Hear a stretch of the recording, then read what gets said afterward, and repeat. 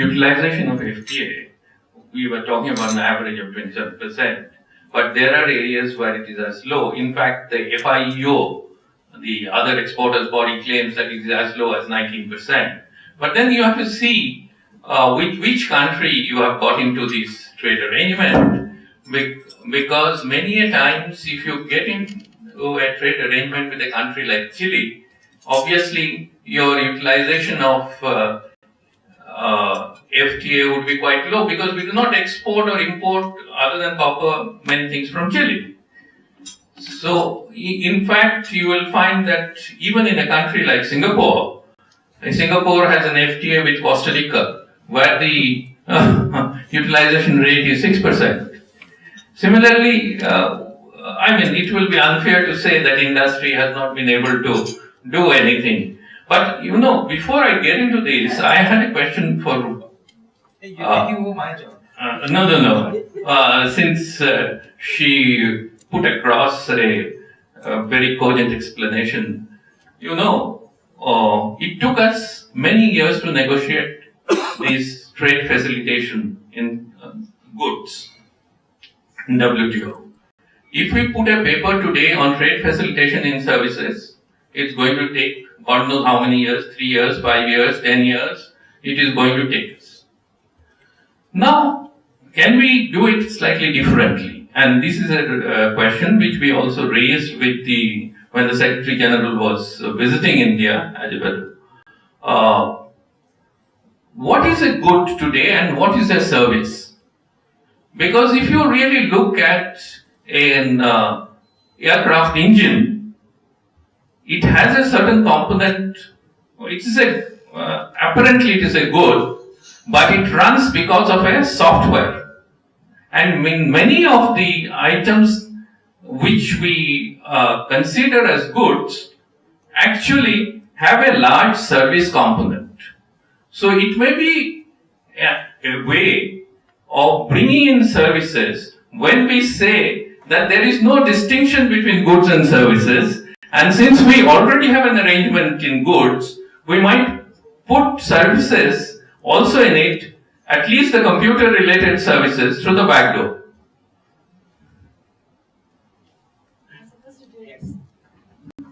Well, you're getting into the larger issue of why do we negotiate in silos, which I agree, given the sort of interlinkages, and especially what he's mentioning, there's a lot of discussion now going on about servicification of manufacturing. So this is exactly the point, that the two are interlinked.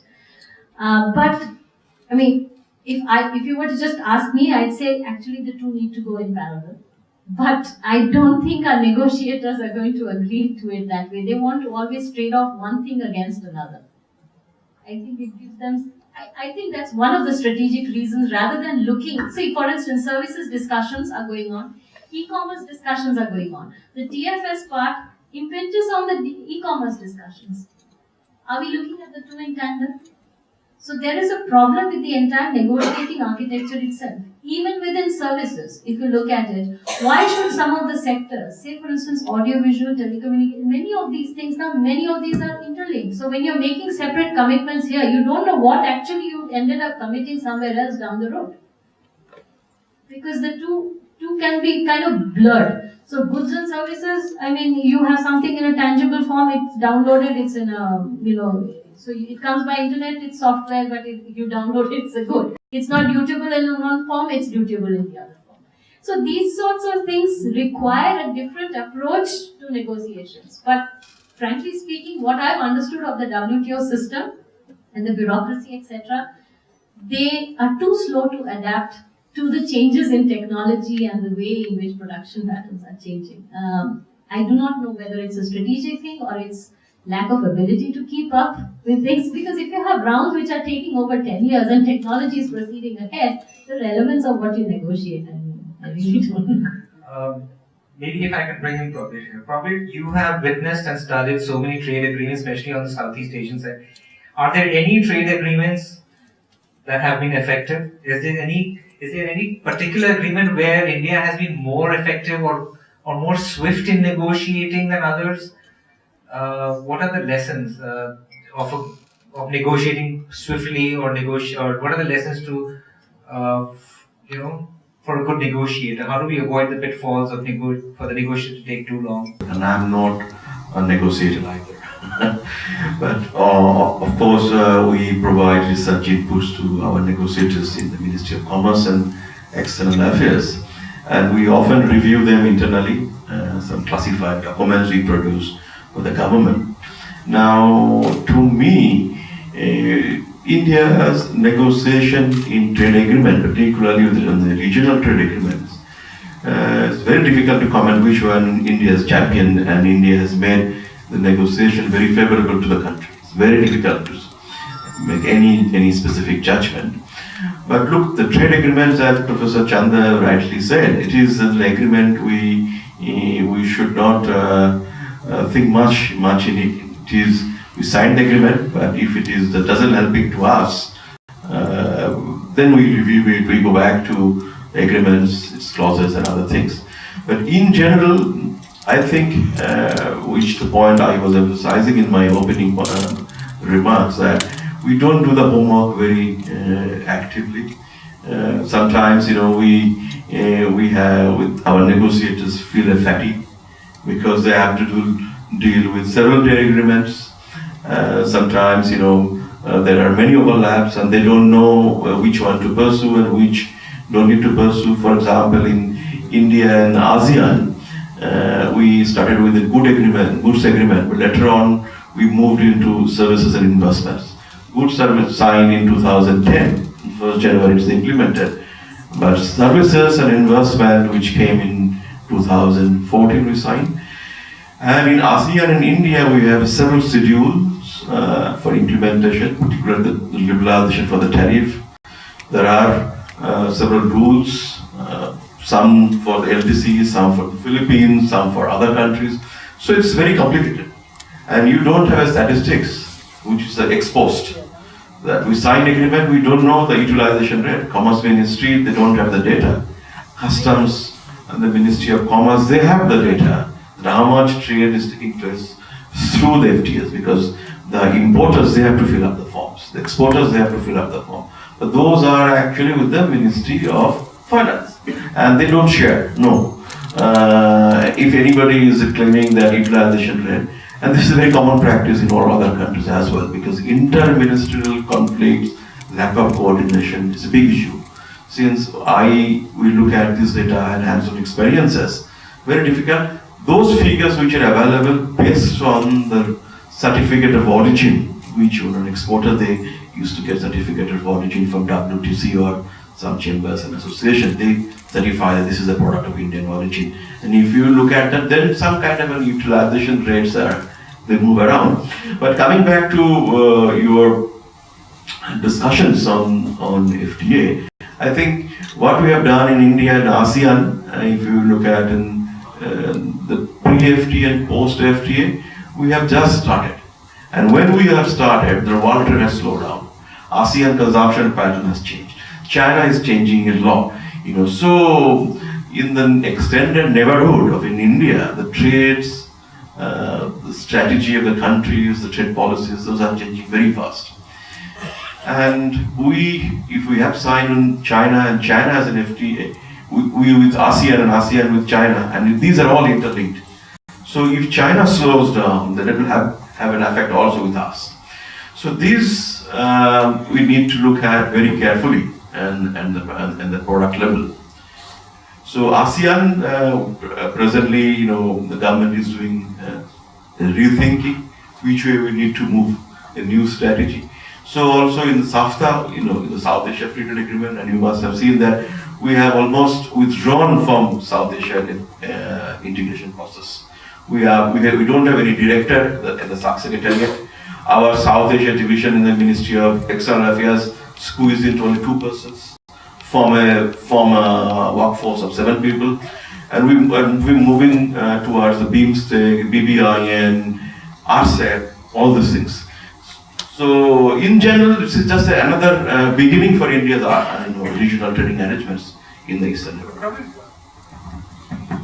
You've done some work on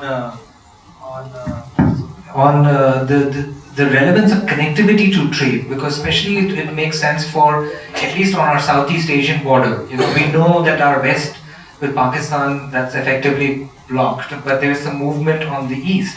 And so what are the connections? Because it's not just negotiating tariffs and trying to achieve regulatory harmonization between countries, but there's some physical infrastructure. So what has your research shown? You've done some work on this. They don't have any specific commitments, which is the binding commitments on connectivity. Connectivity is sort of more political, because trade is, it is not a short-term thing that you sign agreement, you start getting benefit very immediately. So countries, they have to come with a huge development cooperation activities. Sometimes, India has to build the road first before trade takes place. So this kind of arrangements in India is now considering to, particularly with our eastern neighbors in Afghanistan. If we come to eastern side, we are very active in connectivity development in Bangladesh, particularly coastal shipping. India-Bangladesh coastal arrangements is becoming a role model to other countries to follow. Similarly, Bangladesh-Myanmar coastal shipping is also, India is looking at it. So every country, every trade players, they come out with very innovative connectivity mechanisms for others to follow. Then India is active in Myanmar in terms of developing roads. For example, many of you must have heard about the trilateral highway, because the road going from Delhi all the way to Myanmar, Yangon, and then to Bangkok, we call it the trilateral highway. The three countries, India, Myanmar, and Thailand, joining this trilateral highway is actually started long back in 1994, much before the Belt and Road Initiative. Perhaps there is some link about Chinese Belt and Road Initiative picking up from the India's initiative in our neighborhood. So this connectivity, India with the Myanmar, there is another project which is called Kaladan Multimodal Transit Transport Projects. There is a port called Situate, which is actually it's old. There is some historical links with India, with the Myanmar in the port Situate, which used to call the Akiu. It's a British colony. So India has already done the port redevelopment through ASAC company, which is, I think, headquartered in Mumbai. But I think that project has been on before I was born. Yes, maybe it's conceptualized before we were born, but now the port is completed. And yes, it's completed, and we have handed over to the Myanmar Port Authority. But the Kaladan project, they have some other components like highways, and those are not yet done. So just completing port won't make any sense. You need to bring the backward linkages. There's some technical issues with the dredging and the weather and all that. So in connectivity, India, the trilateral highway and Kaladan multimodal transit transport project is very active. India has started a digital and optical network project, because telemedicine, tele-education in India is very, these are the Vietnam, Cambodia, and Laos, and to some extent Indonesia. They're very, very, very popular. So India has started GPON, this digital link, which is the Prime Minister Modi's very pet projects, to connecting India with Indonesia through CLMV countries. And CLMV is a new focus, which is India has set up a new fund for support the investments through the Exim Bank, about $100 million starting fund to support the project financing initial projects, sort of an Africa 50-50 fund with the African Development Bank. So connectivity front, India as separately or with the regional organizations, there are some focus. I think we will open it up to Q&A, but Siddharth, last question to you. There was so much hope that the West is in recession, emerging markets are going to emerge, and we can leverage and make use of and become the champions of world trade. And what happened? India was in this golden spot where we could have taken over while the West was sleeping. But some of that has not happened, has it? What is the Indian industry doing? Well, one is if you look at um, I presume the question that you have raised is in the context of FTAs and RTAs. Okay. You look at a room air conditioner. Okay. What has it got? It has got a compressor inside. It has got some copper tubings, and there is a box in which it is put and then sold off to somebody. Now we know this is an area where the growth has been quite significant in Indian market, and you know, if you go to any of these shops in Bombay, whether it's Chroma or Vijaya Sales or anything, you will find Japanese brands like Hitachi or Sanyo or even Panasonic coming here, made in Thailand. Okay? Now, what really happens is the compressor comes to Thailand to Sino-Thai agreement. In Thailand, it's put in the copper tubings and the box is put over there. You have got about 35 to 40% value addition. And then it is imported to India at no duty, because in the early harvest list, air conditioner was there. So the trade obviously has grown, but then what has it done to Indian industry is really the question. So initially Indian industry had a slight problem. Then they thought that whatever the Japanese are doing, why can't we repeat that? Then they also went and set up their units in China and Thailand and followed the same process. So the real issue is trade has grown. The consumption in this market has grown. But employment in India has not grown because the production is taking place outside the country. So whatever is good from the trade point of view need not always be good from the development point of view. What we need to do is possibly link our Make in India and the skill formation, Digital India, etc., finally to trade in a positive way. That's really the challenge. Thank you very much. We'll stop there. I think we have 15 minutes for Q&A. As I understand it, up till 4:40, 10 minutes. Okay. Yes, please. Yeah. Short questions. One to Mr. Roy, one to Dr. Day. You mentioned about resistance for standard compliances. Why is there resistance from the policymakers in complying to international standards when we join FTAs? Second question is to Professor Day. You mentioned about there are a lot of backward linkages which are important for when we facilitate port connectivity. Now, if we look at the geography of an eastern neighborhood, Northeast is a very important critical region that acts as like a bridge between India and ASEAN. Why has there not been good infrastructural connectivity so far? Thank you. Maybe what we should do, take a couple of questions. I think maybe take one or two more, while you can keep a note on what the questions are for you. Yes, next question. I represent a small strategy consulting firm. My question is to the professor from IIM Bangalore. You mentioned about data protection. The real question for me is, do you see a trend of supra-regulators, like the EU regulator, who have come up with the GDPR and other issues, trying to create issues in terms of barriers to services? Thank you. Thank you. Two very good, short, crisp questions. Is there one more question before we come back to the panel? Okay, let's do it.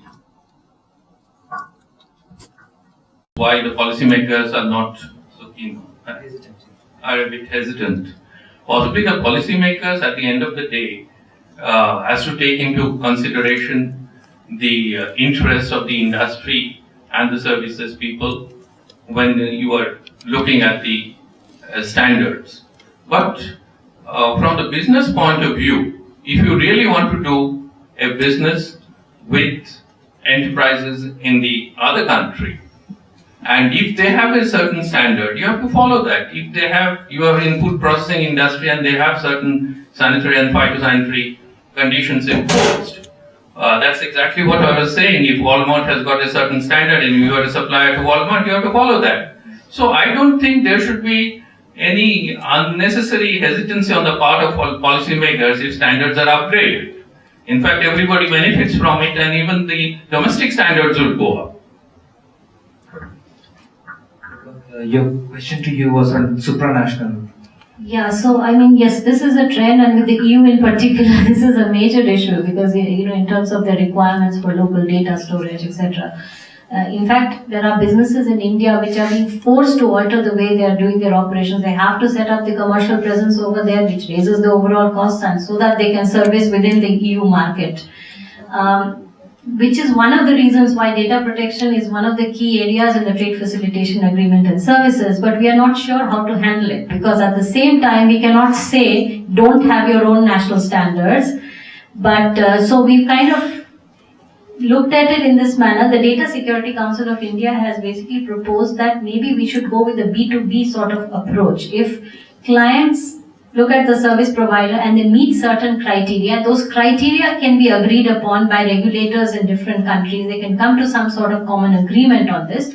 Then it's like a checklist approach. If you meet that, then you should be allowed. So leave it more at the business level as opposed to trying to devise it at the regulatory, because then national sort of discretionary things will come in as opposed to having a template of requirements. Yeah. But I don't know to what extent, because the EU is unlikely to agree to such an approach. Just as a quick rider to that. The reason why I raised this is because the EU has come up with GDPRs, which are going to be effective from May 2018, where there's punitive, action on companies that are outside of the EU. So, which is where I think these are concerns for Indian businesses which are servicing, overseas. Yeah. And getting data secure status and so on in the EU is a very difficult thing. You have the EU level, then you have the national level sort of regulator, so the multiple regulatory requirements. But at the same time, it also, as I said, you can look at things both ways. It's also a requirement in terms of national data protection legislation and pushing our domestic reforms in this area. That is a must. And to you, infrastructure. Yeah, quickly, we see now if you go to the northeast, every states are getting connected by railway line. So infrastructure development in the northeast was not happening, say, few years back. But country's major construction activities, it is in the northeast. So by 2020, we can have a bilateral discussions on this. But 2020. Each and every northeastern state, the 8 northeastern states, they all will be connected with the broad gauge electrified railway track. Most of them will have international airports. Starting with end of this year, we are going to have an airport with Sikkim, a place called Baekhyong. So it is the most difficult airport that India is developing, the Civil Aviation Ministry. Railway line will reach to the Imphal by 2020. So many connectivity projects in the northeast is going to take place. Plus, we are going to have inter-country linkages, particularly with Myanmar. Trilateral highway will be completed. Skaladan project will be ready. So we need to wait a few more years to see what's actually coming up. So I'm actually optimistic on this. Thank you. Okay, I'm getting the signal that the time is up. So maybe I will end with these 2 or 3 thoughts. One is, I think it is clear, and it should be, I think we should all internalize this idea that without domestic competence in any sector, any kind of external negotiation is very, very hard to do. It can be done, but it is very, very hard to do. And so that's why internally, when our government looks internally also, and all of us look internally, we all know, we say that amongst ourselves, that most of our problems are domestic. And that is true. So, that impulse and that direction and that priority makes sense. Number 2, we have been as a country reticent and rather also we lack capacity in negotiating and preparing ourselves for our role in global affairs. And all these negotiations that we just talk off the cuff, that this should have happened with ASEAN and that should have happened with the US, it requires preparation, it requires a lot of study. In fact, a lot of the times in India, we ourselves are referring to studies that are not even done by us. It's done by somebody sitting in the United States or Europe or OECD or IMF, So it requires a lot of study, it requires preparation. And we need to be able to find a way to create standards where they don't exist. A lot of the time, we don't even have a proposal on the table. And I think what Rupa was talking about when it comes to trade and services, the TFA and services proposal that India has put on the at WTO and submitted, at least it's a start. At least it's a way for India to take a more active role in saying, here's our proposal, here are the 5 ideas. Come to the table and let's talk. Because otherwise we are always standard takers, we are always ideas takers. And we will never be able to negotiate properly on the world stage. And lastly, the role of the industry. In the end, the industry is very focused. It has a certain objective to drive profits, and I think industry has also gotten used to. The question is not just about low utilization of FTs. I think a lot of the Indian industries just become used to de-risking themselves from any government policy. I think the approach is that all these schemes are there, but best not to depend on any of them because you don't know what will change tomorrow. But I think over time, as industry will also feel more and more secure as the policies are set in and we have better agreements on the international stage that are helping us. I think it's clear from this discussion, you can see why these are the experts. Please look up their work online. In this information age, a lot of their papers and articles are online. And you can see the way they're contributing to various negotiations that India is doing. So with that, please help me in thanking them. I'd like to have a round of applause once again for our panelists. Well, before we begin the next session, may I ask the esteemed speakers to please step down and take your places in the audience. I would like to mention that we have among us Dr. Malini Shankar, who's the Director General of Shipping, Ministry of Shipping, Government of India. So may I ask Dr. Shankar to come up on the stage. And we'll go ahead with the release of the handbook, which is on international trade. Ladies and gentlemen, the handbook is a compilation of articles on various aspects of international trade, which have been authored by eminent expert and industry leaders. And this book has been put together by the research team.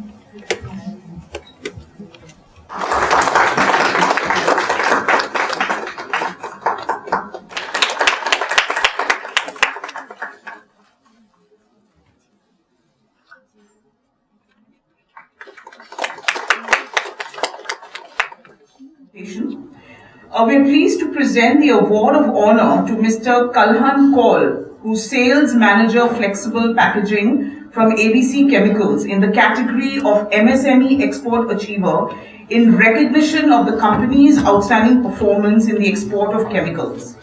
A little about ABC Chemicals. It's an ISO 9001-2008 certified export company formed in 1997. ABC Chemicals has been procuring more than 14 chemical products from Indian manufacturers and exporting them to over 16 countries. The company is the recipient of the Exporters Excellence Awards from ECGC and Dun & Bradstreet in 2012.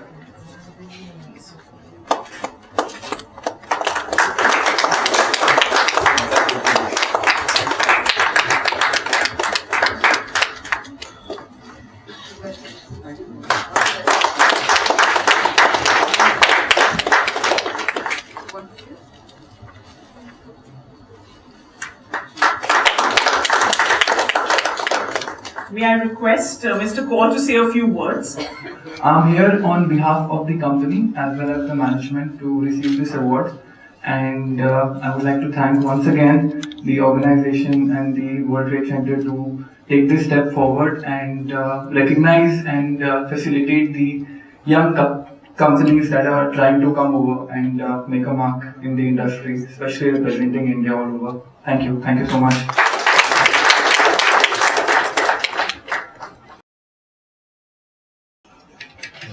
The next presentation is to Mr. Kaushal Kakkar, the Chief Executive Officer of KB Group of Companies, in the category once again of MSME Export Achievers in recognition of the company's outstanding performance in the export of fresh fruits and vegetables. The award is being received by his father, Mr. Prakash Kakkar, who is the chairman of KB Group of Companies, on behalf of his son. A bit on KB Exports. It has been exporting fresh fruits and vegetables from Western India since 1989. The company exports pomegranates, mangoes, okra, baby corn, chilies, bottle gourd, and other Indian vegetables to around 17 countries, spanning the European Union, North America, ASEAN, and the Middle East. A round of applause.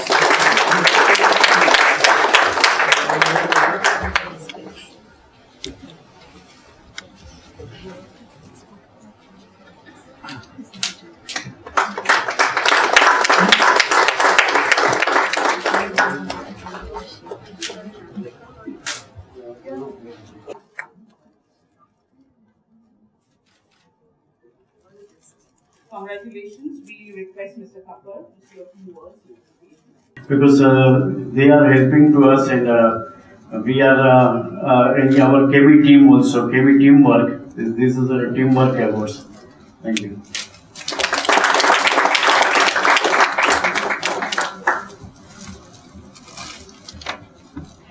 The next presentation of the award is to Mr. C. A. Veeramani, Director, Royal Forwarders Private Limited, in the category of Global Logistics, leader in recognition of the company's outstanding performance in providing logistics services to exporters. A bit on the company. It is an ISO 9001-2008 certified company which has been offering end-to-end logistics solutions to exporters for the last 30 years. Royal Forwarders was conferred the Best Vendor Award by Rayachem RPG Limited and Taiko Group for 3 consecutive years in the past. The company caters to more than 25 exporters by handling around 3,700 shipments to 28 countries every year. So, Mr. Veeramani.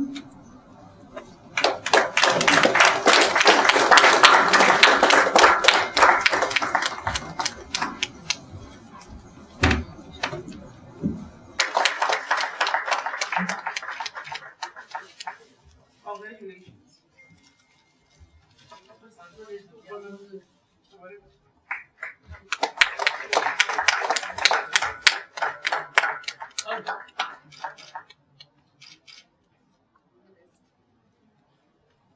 UAWTD for the recognition of Royal Forwarders Private Limited.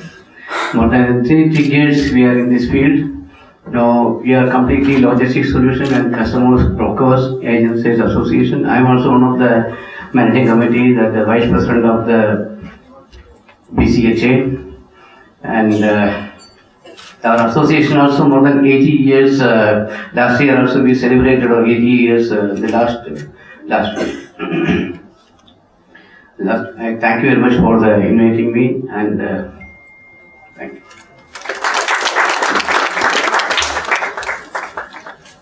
I'd like to acknowledge the presence of Mr. Vijay Kalantri, who's the Vice Chairman of the World Trade Center.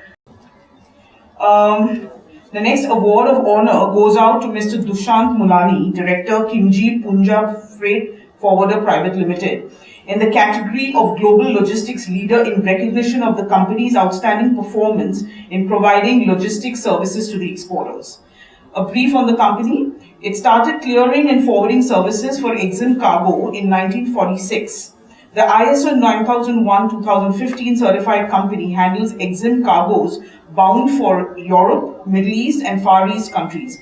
India's reputed companies such as the Bombay Dyeing, Godrej and Boyce, Larsen and Toubro have been clients of the company for more than 30 years. The prestigious World Bank Group has recognized the contribution of the organization to Doing Business 2017, Equal Opportunity for All. Mr. Mulani, please.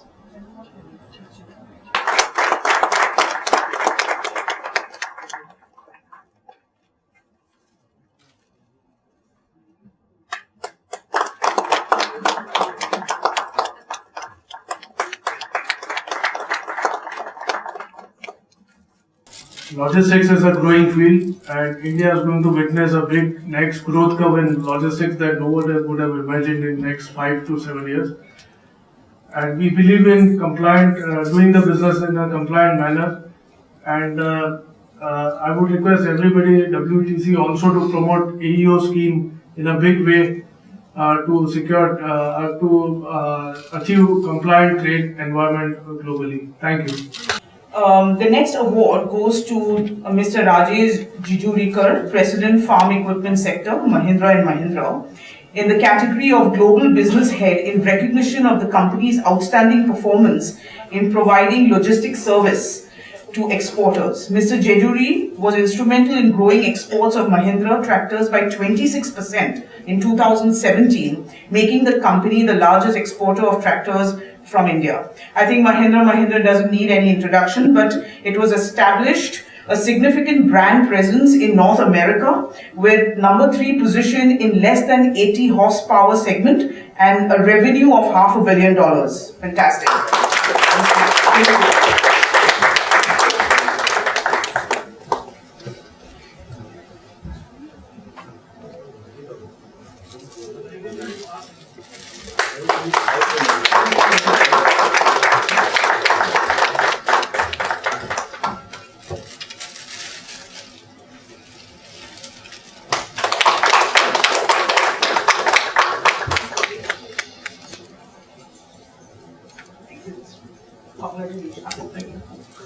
Good evening, and thank you World Trade Center for recognizing Mahindra Farm Equipment sector's efforts in not just exports but the overall global journey.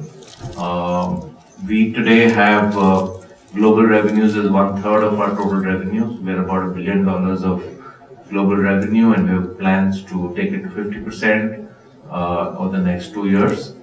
We've recently acquired 3 companies overseas, Mitsubishi's agri-machinery business in Japan, Samporo's in Law in Finland, and Hisarlar in Turkey. So we are on a journey to take India and our brand strong and make it a strong global presence. Thank you very much all of you for your support.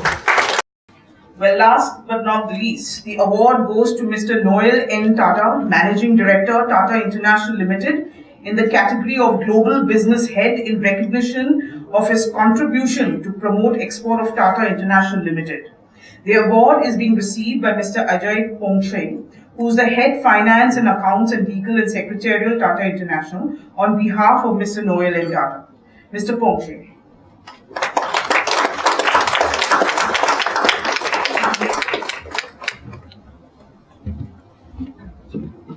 Shawan Dutta, why don't you also join? You are the former chairman of the company. Sir, please. Come.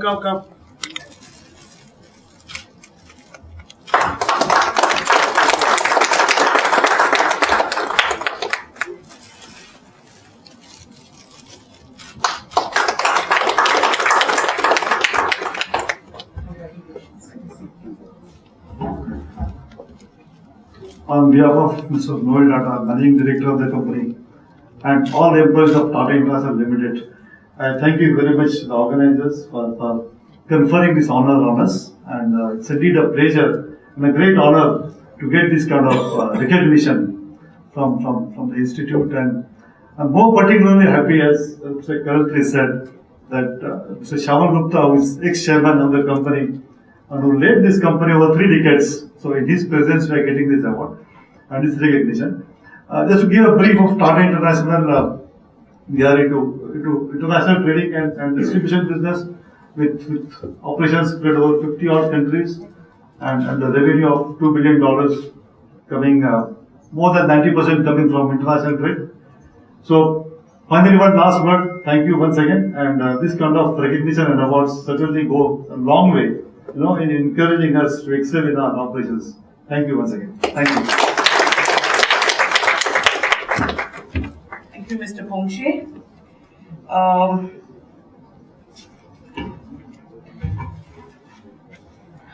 We will now have a special address by Dr. Malini Shankar.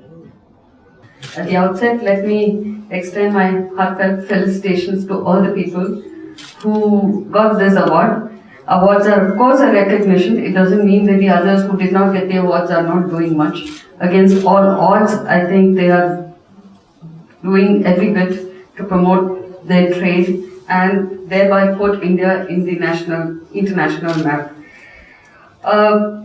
My association with trade and industry goes back to the days when I was heading the SEZ, Madras Export Processing Zone, like it was known those days. And I was trying to promote, in particular, agriculture export, because that's where the potential lay. So I was very happy to see people who are getting awards. I know what kind of trouble the agriculture exporters would have gone through, especially 10-15 years ago. It's become slightly better now. They used to come to me, and one of the greatest challenges was you need to maintain an ambient temperature from start to finish.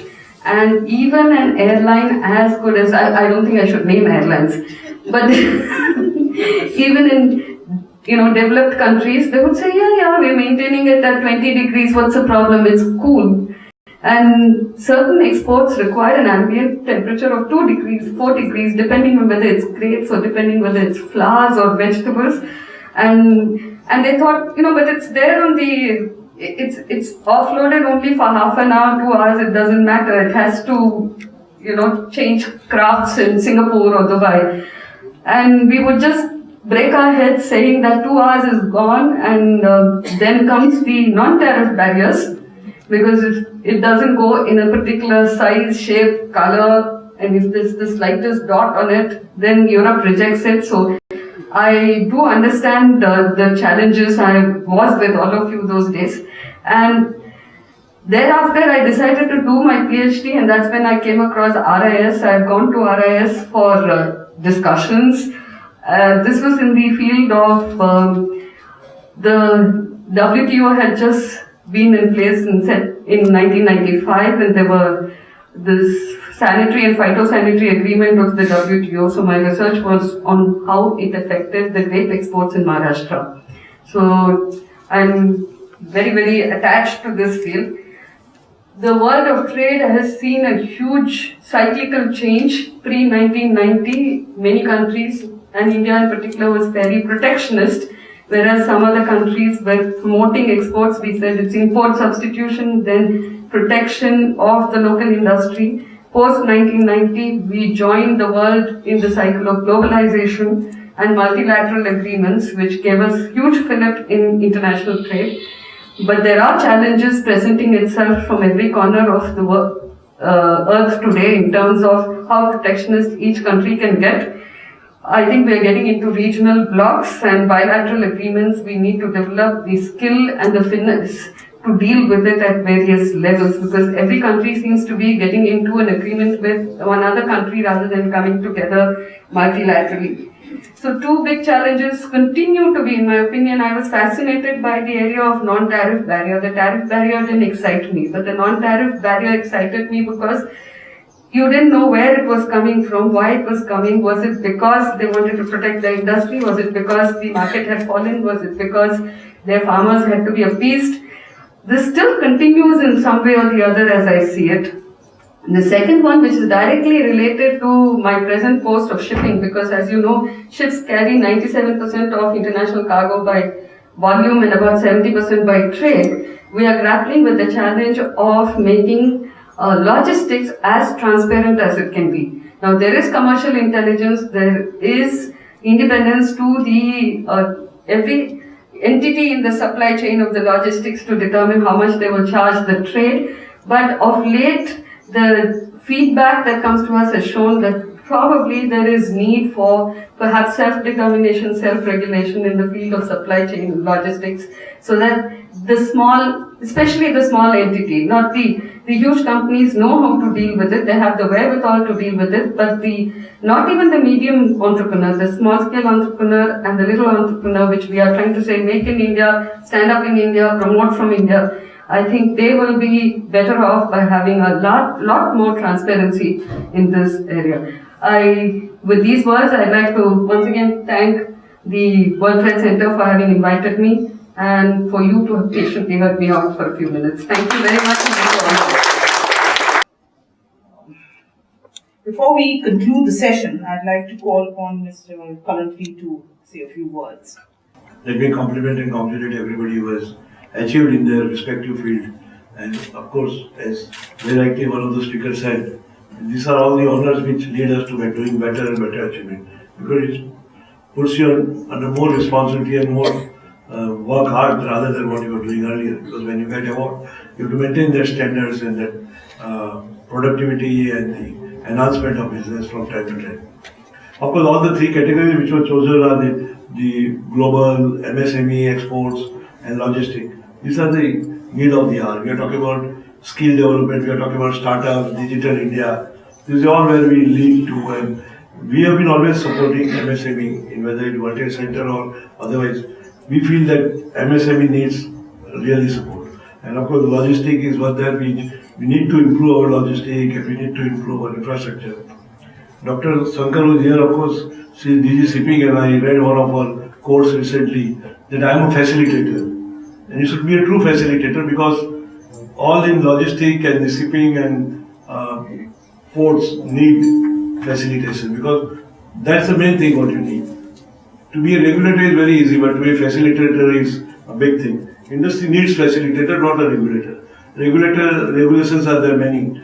We were talking about ease of doing business and all. But the other day I was going through all the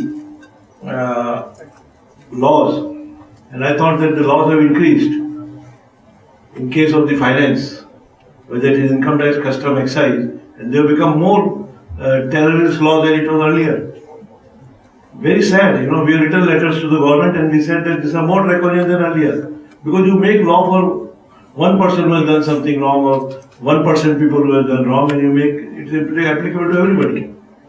So there has to be a differentiation between that. Because if we talk about ease of doing business, it should be genuinely ease of doing business. Let's see how when the GST comes up on 1st July, how we go about it. Again, there are 4 or 5 categories, 5%, 12%, 18%, 26%. That's again a very high taxes at 26. World over, the average is 14.9%. And if we talk about 14.9 and then nowhere there is more than 18%. So how we talk about 28% and all, if we talk about GST. Similarly in the petrol and other things, when the world prices are going down, we are increasing our rates. Our Maharashtra government has increased 5 rupees in the last 15 days. And central government is where once they reduce the price, 3 times they increase the custom and excise duty. That does not give any benefit. And if we want to long term, 2 things we have to achieve. One is the manufacturing sector to do well and the employment. At present both are not doing that well as we expect. And we know from the figures and the whatever we get. But I feel we in industry are very optimistic. We hope something will happen. We thought after UP election we'll hear a lot of things to happen, and let's wait for the time because till UP election many decisions were taken, not taken. There are some popular decisions people take, but we need some decisions where the manufacturing becomes easy, we improve on infrastructure. Today there is a bank report, and that if the infrastructure does not improve and does not take off with the manufacturing sector, the NPAs will be doubled by 2020. Today's report it is. All the papers are carrying today. Most of them provide NPA report. It is there in Indian Express, Asian Age, Mint. I read in 3-4 papers that if the infrastructure does not improve, the NPA will grow in power, port and logistics sector. Because unless and until there is a development, it will not happen. And we have to see that ease of doing business and the growth is there. We are talking about 10% growth, 8% growth. Next year we are talking about 7.5% growth. All these relates to business. Of course, we in World Trade Center, there are 330 World Trade Centers in about 90 countries. And in India there are going to be 28 World Trade Centers. We are the first one to start with in 1978. In India there are going to be 28 World Trade Centers. Some of them have already come up, Bombay, Mumbai, Pune. We are setting up in Goa, Bhubaneswar and Jaipur. And many others are coming around the country. The main idea is to grow trade. And we believe that prosperity through trade. And if there is a business, everything happens. The economy drives everything. And I hope that everybody must have enjoyed this session today. This is the first time that Mrs. Nayak and Mr. Varekar has taken initiative to organize the World Trade Week. We thought that all the World Trade Center organize some activity during this week, so we grow over. And we have lined up some activities in Maharashtra. Mumbai, Pune, Navi Mumbai and all. There is a program which is circulated. So some of you can, your counterparts in other states or other cities could also take advantage of that and participate. And we are very grateful to you for spending your valuable time being with us. And thank you and congratulations again. I would like to acknowledge the presence of Mr. VP Shukla, who is a Joint Development Commissioner of Seats amongst us. Mr. VP Shukla, we would like to felicitate him.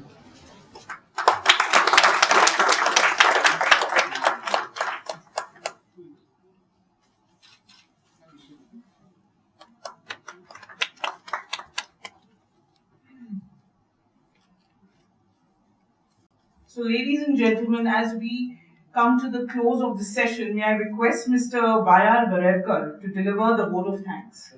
I, as Director General of Shipping, Ministry of Shipping, Government of India, former Additional Chief Secretary, Environment, Government of Maharashtra. Mr. Akshay Mathur, Director, Research and Analysis and Fellow, Geo-Economic Studies, Gateway House. Dr. Pravir De, Professor RIS and Coordinator, ASEAN India Trade Center, New Delhi. Dr. Siddharth Roy, Economic Advisor, Tata Group.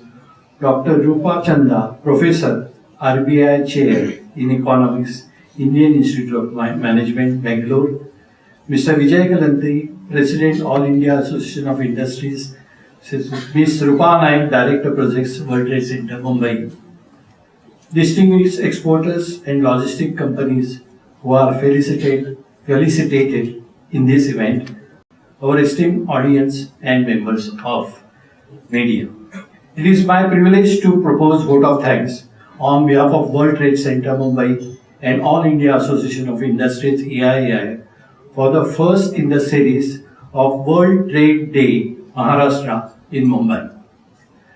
I extend my deep sense of gratitude to Dr. Malini V. Shankar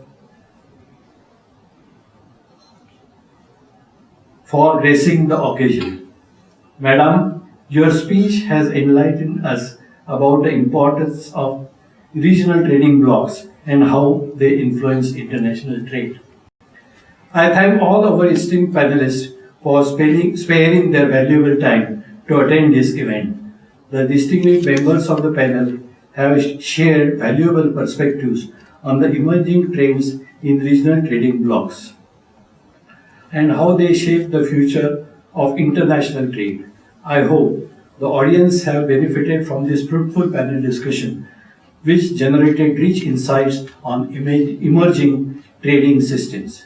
I also take this opportunity to thank our distinguished exporters and logistics companies who are felicitated during this event, namely Mr. Noel Tata, Managing Director, Tata International, Mr. Rajesh Jejurikar, President, Farm Equipment Division, Mahindra & Mahindra, Mr. Kaushal Khakar, CEO, KB Group of Companies, Mr. Vinay Thadani, Marketing Director, ABC Chemicals, Mr. Dushyant Mulani, Director, Kenji Punja Freight Forwarding Private Limited, and Mr. C.A. Veeramani, Director, Royal Forwarders.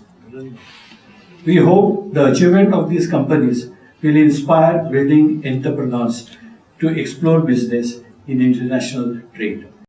Finally, I thank the audience and members of media for being part of this pioneering initiative of World Trade Center Mumbai and making this event a grand success. I take this opportunity to invite everybody for the successive series of World Trade Day that will be held in Nashik, Pune, Nagpur, Aurangabad and Kolhapur in the coming week. I now request everybody to join us for IT. Thank you.